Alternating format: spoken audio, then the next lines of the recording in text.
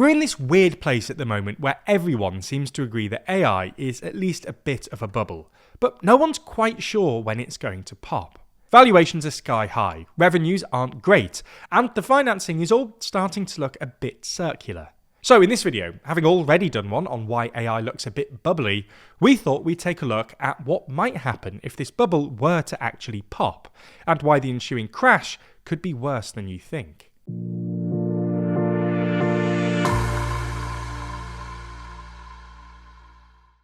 We've just released a new coffee table book called Assembly Required, which runs through the stories behind some of the world's most beautiful parliament buildings. It's 300 pages long, features hundreds of photos as well as custom designed floor plans and maps, all alongside the stories of each building written by our team. Find out more and pick up a copy by clicking the link in the description. First, a quick caveat. Obviously, this isn't investment advice, and we're not saying we know if, how, or when the bubble will pop. Rather, we're just going to lay out a couple of reasons to think that, if it does, it could be worse than previous bubbles.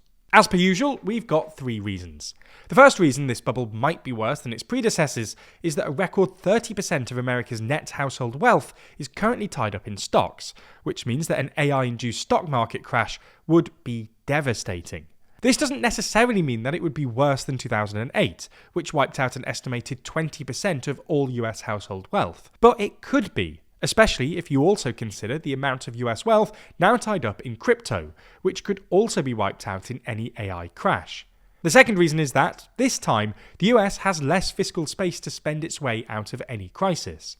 America's overall debt to GDP ratio today stands at about 120%, and the Trump administration is currently on track to run a deficit representing about 6% of GDP in 2025. Compare this to 2007, just before the 2008 crisis.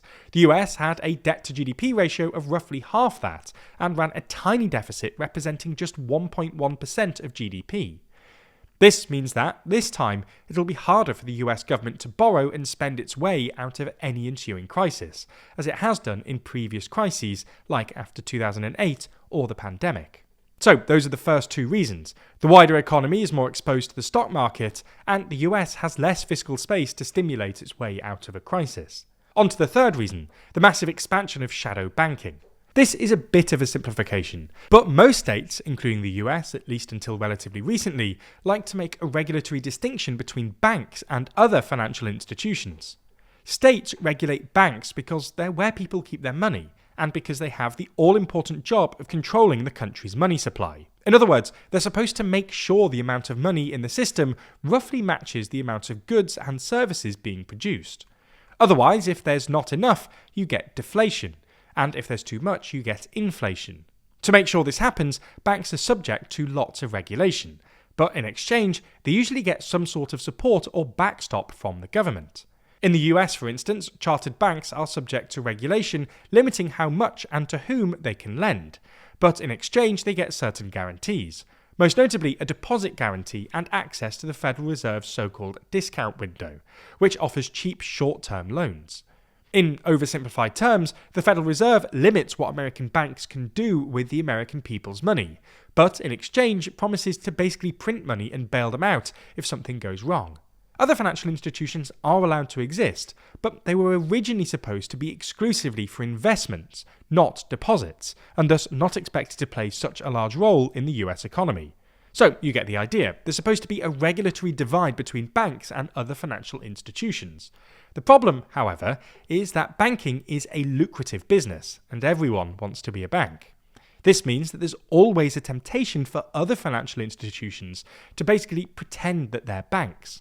This is the best of both worlds. People give you money because they think of you as a bank, but you're not subject to all these burdensome regulations. These entities are known as shadow banks. Shadow banks are great when times are good, but when the crash hits or the bubble pops, it all goes bottoms up. Because they aren't backstopped by the Fed or the government, everyone immediately tries to get their money out, in a sort of shadow bank run, and the shadow bank fails. However, sometimes the shadow bank becomes too big to fail. In other words, they hold so much money that if they were to fail, it would have a disastrous impact on the wider economy. In 2008, for instance, there were 2 sorts of shadow banks that had become too big to fail. Massive American financials like Bear Stearns, and European banks that had been offering dollar deposits, known as Eurodollars. This is a bit of a simplification, but the Fed essentially bailed both of them out, implicitly deciding that, even if they weren't chartered US banks, they were still too big to fail.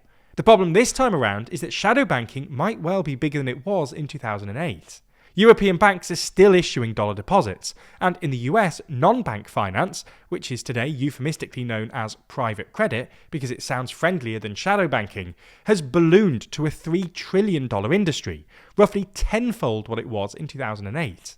On top of this, there's also the stablecoin market. For the uninitiated, stablecoins are cryptocurrencies that, like bog-standard bank deposits, can allegedly be converted into US dollars at any time.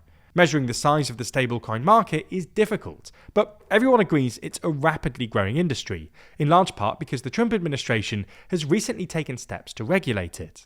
This might sound like a good thing, but stablecoin regulations are nowhere near as stringent as bank regulations, and are mainly about forcing stablecoin issuers to buy up US treasuries and help the Trump administration run massive deficits. Not only does this mean that they're at risk of failing in the event of a crash, it also means the Federal Reserve will come under pressure to bail them out as well. They'll argue that they deserve one if they're abiding by the relevant regulations. There's even been some suggestion the government should bail out the AI companies themselves on national security grounds. So, you get the idea. The Fed might have to bail out more stuff than it did in 2008. Moreover, it will almost definitely come under pressure from Trump to do so, who won't want to preside over a massive financial crisis. But this comes with massive downsides. It'll encourage the continued proliferation of shadow banks, as previous bailouts have, and thus further undermine the Fed's ability to control the money supply. When a story like this breaks, the headlines aren't just fast, they're fragmented. Depending on where you get your news, you might be seeing a completely different version of the same event. But if we take a look right now using Ground News, we can see that there are 115 sources currently reporting on it, with most of the coverage coming from the centre. If we dive a bit deeper, we can see that the left is focusing on the expert sounding the alarm, and the right dramatising the potential downsides. We're able to get such a detailed analysis thanks to our sponsor this week, Ground News. If you're overwhelmed by the amount of outlets and stories that you're seeing online, Ground News has the solution for you, as they expertly collect and merge thousands of articles into one easy-to-access place, finally giving you an effortless way to consume news and digest media bias. And it doesn't even end there. Ground News offers you comprehensive breakdowns into the ownership, bias distribution, and factuality of each article, allowing you to dive even deeper into every story. For example, if you're worried about how much you can trust what's being said about a certain event, with a click of a button, you can filter and sort every story by their factuality level, helping you to easily grasp the reliability of each outlet. It's not just the stories we see that shape the narrative, it's the ones we don't. Ground News' blind spot feed is the only feature that shows stories being ignored by one side of the political spectrum, helping you break out of your bubble and spot what you might have missed. To give you an idea, here we can see this story on Trump planning to meet with Mamdani, which would have been completely buried if you lean right, as it's mostly being reported by left-leaning outlets. Ground News doesn't just feed you stories based on your algorithm, it allows you to see everything the other side might not want you to. That's why we're partnering with them to offer you 40% off their unlimited access Vantage plan. All you have to do is subscribe through the link in the description, go to ground.news/TLTR or scan the QR code on screen, and you'll be supporting an independent news platform working to make the media landscape more transparent.